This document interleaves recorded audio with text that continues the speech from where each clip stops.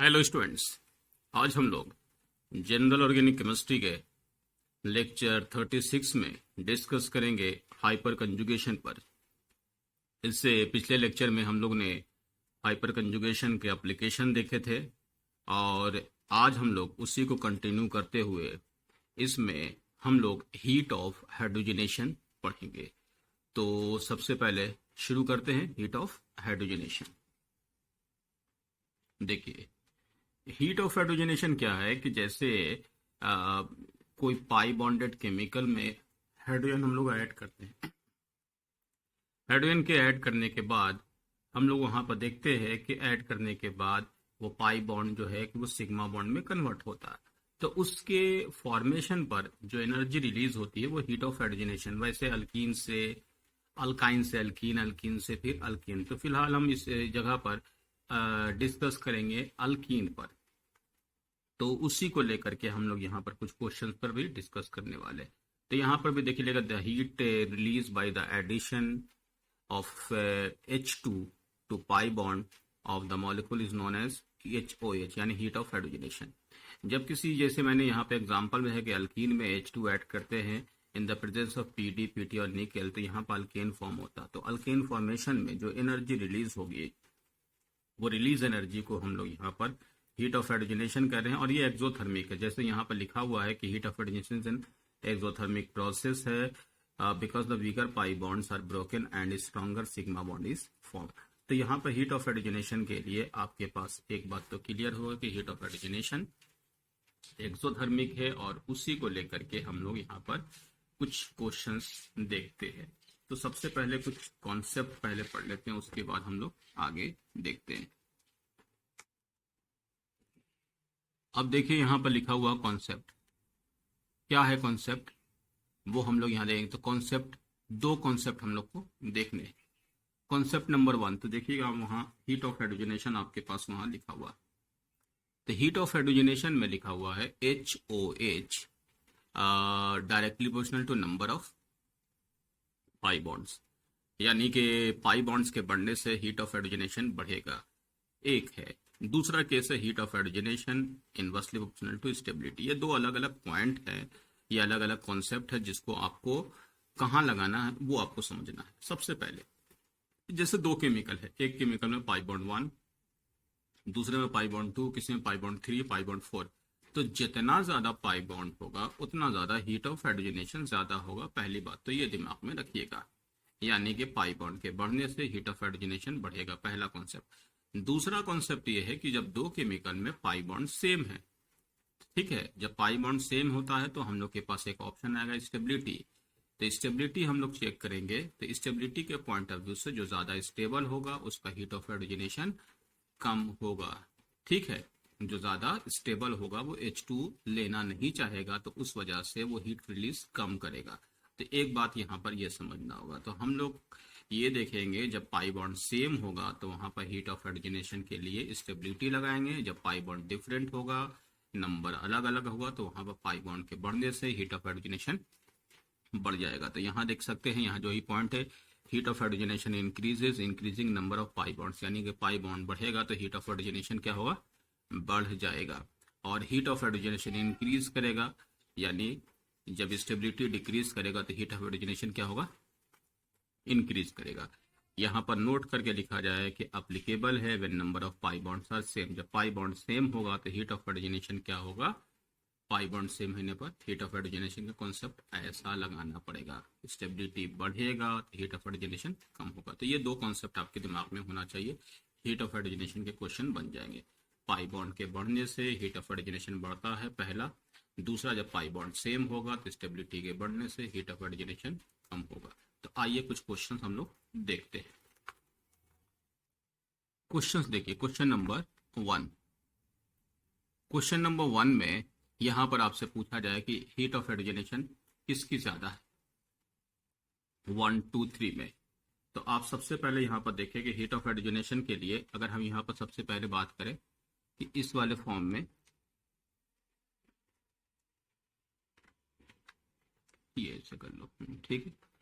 तो इसमें आपके पास पाई बॉन्ड 2 है, यहाँ पर पाई बॉन्ड 1 है। तो अभी मैंने कहा कि हीट ऑफ एडिजिनेशन में यहाँ पर कुछ भी नहीं देखना कि पाई बॉन्ड बढ़ेगा तो हीट ऑफ एडिजिनेशन बढ़ेगा। तो इस केस में heat of hydrogenation number of pi bond के अकॉर्डिंग यहाँ पर 1 ग्रेटर देन 2 कर लो फर्स्ट। नेक्स्ट में भी यहाँ पर पाई बॉन्ड 2 है, पाई बॉन्ड 1 है, तो इस वाले केस में भी यहाँ पर इसको 1 है और ये 2 है, तो यहाँ पर भी 2 ग्रेटर देन 1 कर लो। ये दोनों देखिए नंबर ऑफ पाई बॉन्ड के बढ़ने से हीट ऑफ एडिजिनेशन बढ़ गया। अब देखिए यहाँ पर पाई बॉन्ड सेम है। जब पाई बॉन्ड सेम होगा तो हम लोग को ऑप्शन क्या लगाने के लिए बोला गया है कि आप वहाँ पर स्टेबिलिटी देखो। तो यहाँ पर देखिए अल्फा एच 3 3 6 2 8 और 10, ये अल्फा एच यहाँ पर 10 हो गया पहले वाले स्ट्रक्चर में। दूसरे वाले स्ट्रक्चर में यहाँ पर इस वाले में 2 अल्फा एच यहाँ पर है, 3 यहाँ पर है और 1 यहाँ पर है। तो अल्फा एच कितना हो गया 6 अल्फा एच हो गया। इस वाले में 2 हाइड्रोजन यहाँ पर और 1 यहाँ पर, 3 अल्फा एच हो गया। अब आपको समझ में आ गया कि अगर इसको हम 1 ले लेते हैं, इसको 2 और इसको 3, तो उस केस में क्या हो जाएगा 1 2 3 अगर है तो बताओ स्टेबिलिटी क्या हो जाएगा, स्टेबिलिटी हो जाएगा ना 1 2 एंड 3। हम लोगों ने देखा था ना कि अल्फा एच के बढ़ने से स्टेबिलिटी बढ़ेगी। तो हीट ऑफ हाइड्रोजनेशन रिवर्स कर दो 1 2 एंड 3।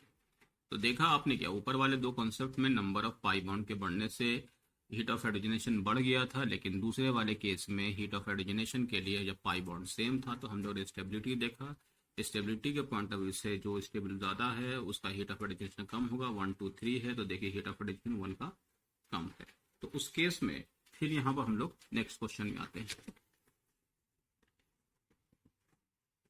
क्वेश्चन नंबर 4 में अब यहाँ बताओ हीट ऑफ हाइड्रोजनेशन के लिए, तो हीट ऑफ हाइड्रोजनेशन के लिए यहाँ पर कॉन्सेप्ट क्या लगेगा। सबसे पहले अल्फा एच देखिए क्योंकि number of pi bond same है। तो अल्फा एच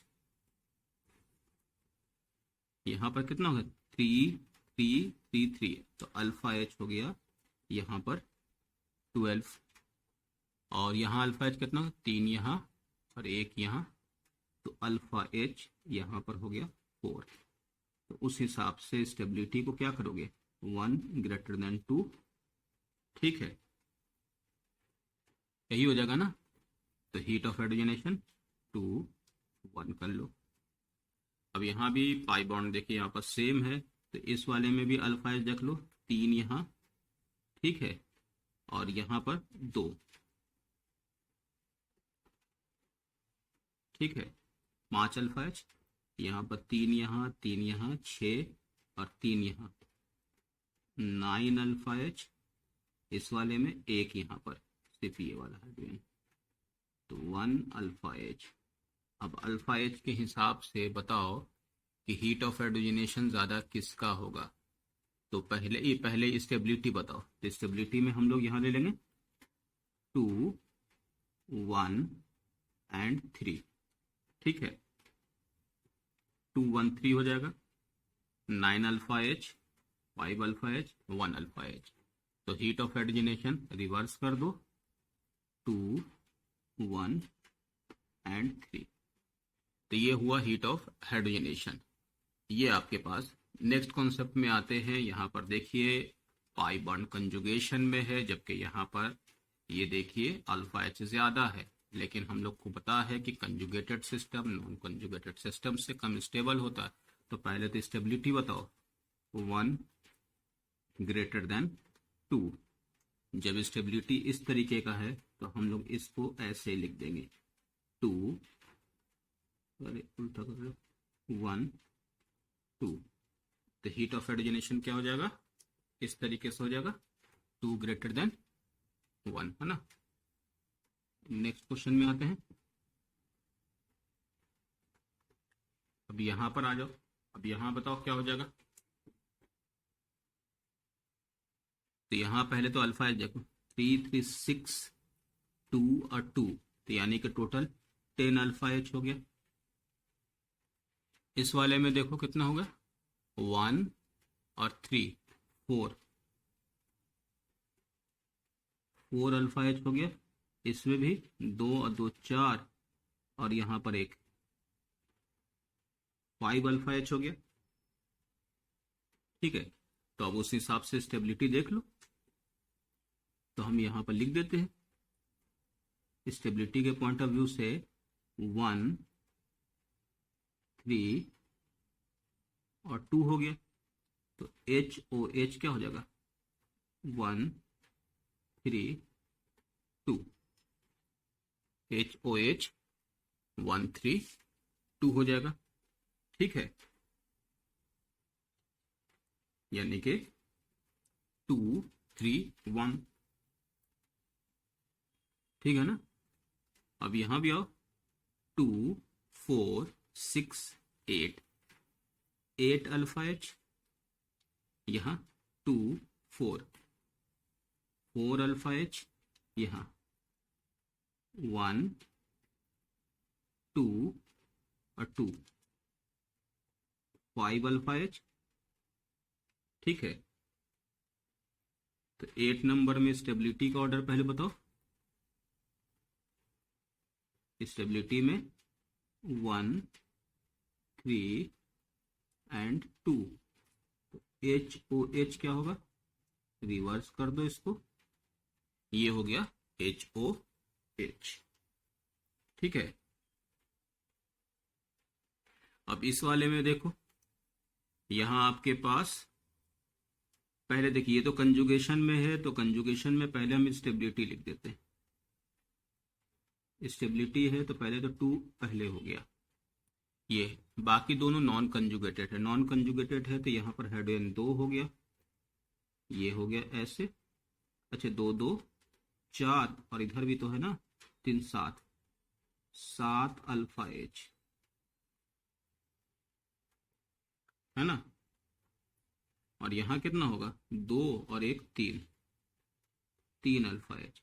तो स्टेबिलिटी बताओ, 2 3 1, तो एच ओ एच कितना होगा, 2 3 1 हो जाएगा, 2 3 1 हो जाएगा। और यहां पर हम लोग क्या कर सकते हैं, 2 3 1, तो यहां आपके पास रिवर्स कर दिया, तो ये हो गया हीट ऑफ हाइड्रोजनेशन। और कुछ क्वेश्चन देखते हैं इस वाले में, बताओ क्या होगा।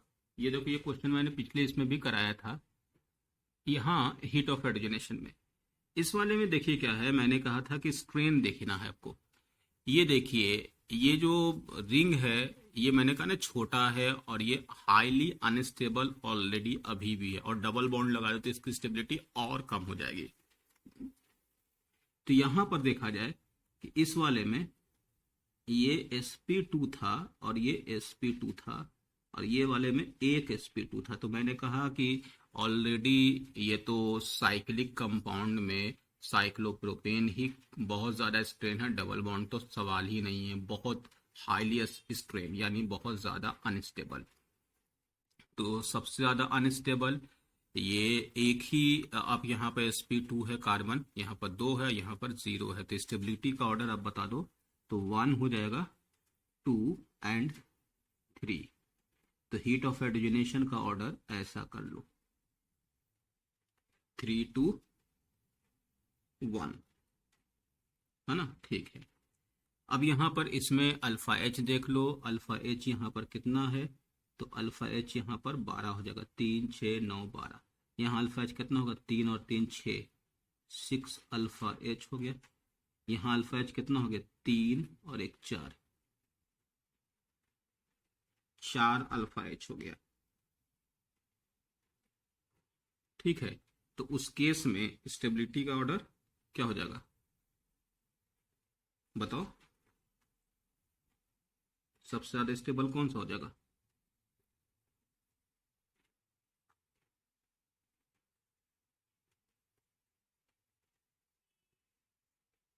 सबसे ज्यादा हो जाएगा ये ना, 1, और उसके बाद फिर से 2, और यहाँ ये नंबर क्यों लिखा, 1 2 एंड 3, और हीट ऑफ हाइड्रोजनेशन रिवर्स कर दो, और क्या। 1 2 3, ठीक है, 3 2 1। देख लिया ना, अल्फा एच के अकॉर्डिंग हमने इसको कर दिया। अब देखिए यहाँ पर क्या है कि इस वाले में भी देखो, तो रिंग है, यहाँ पर 2 हाइड्रोजन है, यहाँ पर 4 है, अल्फा एच यहाँ पर 1, अल्फा एच 4, यहाँ पर भी 2 2 4, अल्फा एच 4, इस वाले में भी ये 2 जगह पर अल्फा एच 4। इस वाले में अल्फा एच कम है तो स्टेबिलिटी तो सबसे खराब होगा फर्स्ट वाले का, वो तो ठीक है, वैसे स्ट्रेन भी ज़्यादा।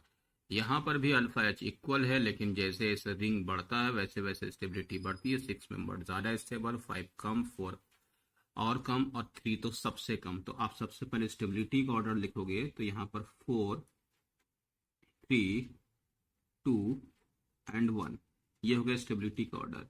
तो हीट ऑफ हाइड्रोजनेशन में 4 3 2 एंड 1 है ना, तो ये ऐसे आ जाएगा 4 और यहाँ पर 3, तो ये वाला हो जाएगा 4 सबसे कम, फिर 3, फिर 2, फिर 1, 4 3 2 1, तो हमने रिवर्स कर दिया। तो ये हुआ आपके पास इस तरीके से स्ट्रेन के अकॉर्डिंग हम लोग ने हीट ऑफ हाइड्रोजनेशन देखा। नेक्स्ट क्वेश्चन देखिए, ये भी बहुत अच्छा क्वेश्चन है। तो हीट ऑफ हाइड्रोजनेशन अगर हम लोग यहाँ पर देखें, देखिएगा ये कंजुगेटेड है, यहाँ पर ये भी कंजुगेटेड है, ये नॉन कंजुगेटेड है। तो स्टेबिलिटी के पॉइंट ऑफ व्यू से अगर हम यहाँ पर चलते हैं तो स्टेबिलिटी के पॉइंट ऑफ ये 1 और 2 जो होगा 3 से ज़्यादा स्टेबल था, 3 तो पीछे चला गया। अब यहाँ पर देखिए दोनों कंजुगेटेड है, तो कंजुगेशन का तो केस दोनों में कॉमन है। यहाँ पर देखिए कि इसमें अल्फा एच कितना है, तो ये वाला अल्फा एच हो जाएगा, तो यहाँ पर अल्फा एच जो है वो 2 है।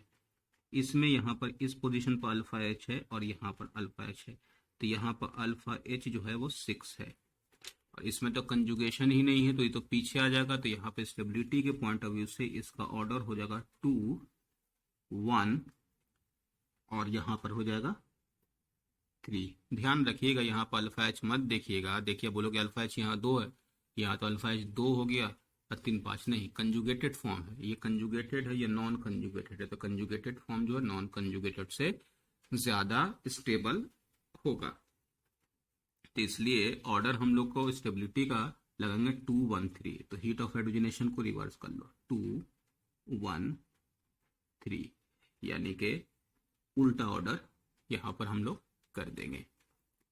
अब देखिए इसके बाद वाले क्वेश्चन भी बड़े अच्छे हैं। यहाँ पर देखिए ये फिर से कंजुगेटेड है, यहाँ पर भी कंजुगेटेड है, और ये वाला कंजुगेटेड नहीं है। तो पहले 1 और 2 का कंजुगेटेड है, तो इस वाले में यहाँ पर आपके पास 3 और यहाँ पर 3, तो अल्फा एच यहाँ पर हो गया 6।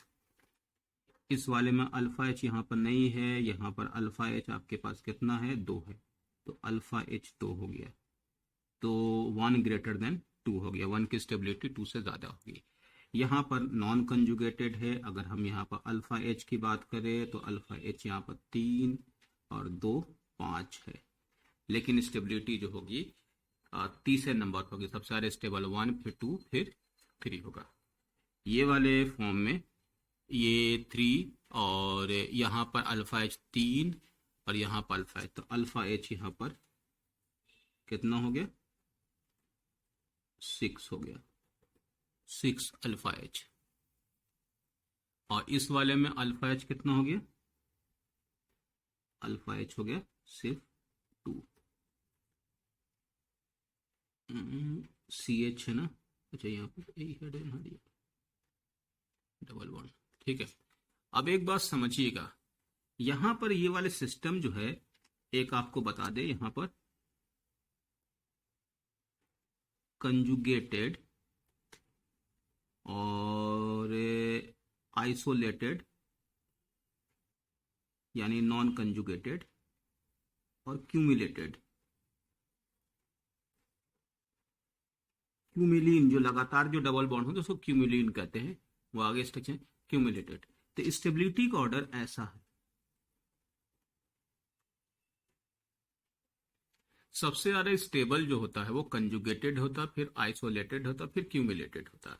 तो उस केस में अगर हम लोग यहाँ देखें तो यहाँ पर स्टेबिलिटी में सबसे पहले तो ये हो गया, जबकि दोनों आपके पास कंजुगेटेड है लेकिन अल्फा एच ज्यादा, इसलिए 1 > 2 हो गया। यहाँ पर आप देखिए ये नॉन कंजुगेटेड है, तो ये वाला जो है तीसरे नंबर पर आ जाएगा, यानी कि पहला ये, फिर दूसरा ये, फिर तीसरा ये। अब इन दोनों में क्यूमुलेटेड है। अब क्यूमुलेटेड में इन दोनों में कंपेयर करो 4 और 5 में, तो 4 और 5 में अल्फा एच 2 है, अल्फा एच 6, तो 4 वाला ज्यादा स्टेबल होगा 5 से। लेकिन ये दोनों जो है ये इनसे जो है कम स्टेबल होगा, क्योंकि ये तो कंजुगेटेड है, इनसे तो ऑब्वियस से कम होगा, इनसे भी कम होगा। तो ऑर्डर यहाँ पर लिखिएगा स्टेबिलिटी का 1 2 3 4 एंड 5। ये है ऑर्डर आपके पास 1 2 3 4 5। ये किसका ऑर्डर है? तो ये स्टेबिलिटी का। तो हीट ऑफ हाइड्रोजनेशन जो है आप रिवर्स कर लो, ये हो गया। फिर से ये पॉइंट को ध्यान रखिएगा कि कभी आपको दो क्वेश्चंस दिया जाए तो कंजुगेटेड सिस्टम को तो अब तक हमने क्वेश्चंस देखे हैं, उसमें पहले रखेंगे कंजुगेटेड के बाद यहाँ नॉन कंजुगेटेड, यानी इसको आइसोलेटेड कहते हैं। तो आइसोलेटेड जिसमें पाई बॉन्ड का कोई कंजुगेशन नहीं है, तो वहां पर देखिए आइसोलेटेड सिस्टम है। और उसके बाद क्यूमुलेटेड, जो लगातार जो पाई बॉन्ड आपके पास इस तरीके से क्यूमुलेटेड सिस्टम कहते थे। क्यूमुलेटेड सिस्टम की स्टेबिलिटी सबसे कम, उससे ज्यादा आइसोलेटेड, और सबसे ज्यादा जो है किसकी है, वो है कंजुगेटेड सिस्टम की।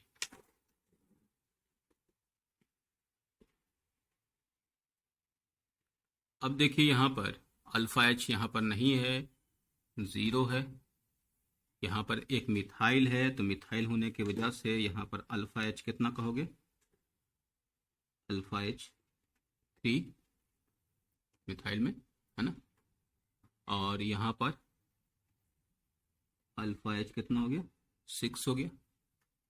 यहाँ पर भी अल्फा एच 6 हो गया। यहाँ अल्फा एच कितना हो गया? 3 3 6 और 3 9 हो गया। यहाँ अल्फा एच कितना हो गया? 12 हो गया। अब देखिए अल्फा एच के अकॉर्डिंग स्टेबिलिटी में कहें तो सबसे ज्यादा स्टेबल 6 होगा, फिर 5 होगा, फिर 4 होगा। अब 4 वाले और 3 वाले में कंपेयर करो तो दोनों में अल्फा एच सेम है। सेम अल्फा एच में यहां पर ये वाले केमिकल, ये है ट्रांस, और यहां पर देखिए ये है सिस। सिस और ट्रांस में क्या होता है कि जब ये सिस्टम अगर मान ले कि आपके पास है, यहां पर आपके पास सी और सी है, तो ये इस तरफ है, और यही चीज ऐसा है। यहां पर स्टेरिक रिपल्शन ज्यादा है। तो स्टेरिक रिपल्शन ज्यादा होने की वजह से एक जनरल पार्ट आपको ध्यान रखना होगा कि जो स्टेबिलिटी के पॉइंट ऑफ व्यू से अल्फा एच तो दोनों में बराबर है, तो ट्रांस हमेशा सिस से ज्यादा स्टेबल होगा। ट्रांस वाले में देखिए दो जो बड़े ग्रुप हैं, जो अल्काइल ग्रुप हैं, वो अपोजिट साइड में है, जबकि यहाँ पर ये दोनों ग्रुप जो है, जो यहाँ पर दिखा रहे हैं कि वो इस तरीके से है, तो इनके बीच में रिपल्शन ज्यादा होगा। तो रिपल्शन की वजह से वहां पर स्टेबिलिटी, यानी स्ट्रेन की वजह से स्टेबिलिटी कम हो जाएगी। तो हम लोग यहाँ पर कह रहे हैं कि सिस और ट्रांस, तो ये स्टेबिलिटी का ऑर्डर ऐसा हो गया। Trans it is more stable than cis हो जाएगा। तो हम लोग सबसे पहले तो यहाँ पर अल्फा एच के अकॉर्डिंग 6 को ज्यादा बोल दिया, 1 हो गया। अल्फा एच के अकॉर्डिंग फिर 5 ले लिया।